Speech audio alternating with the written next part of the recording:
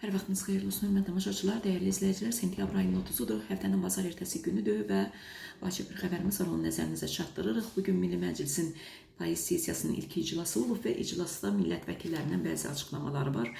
Millət vəkili Siyavuş Novruzov qəbristanlıqlarla bağlı məsələni gündəmə gətirib və qeyd edib ki, nümunəvi qəbristanlıqlar bələdiyyələrə verilməlidir.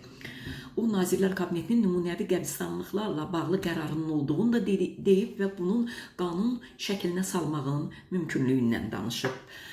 Millət vəkili onda vurğulayıb ki, yerlərdə nümunəvi qəbristanlıqlar bələdiyyələrə verilməlidir.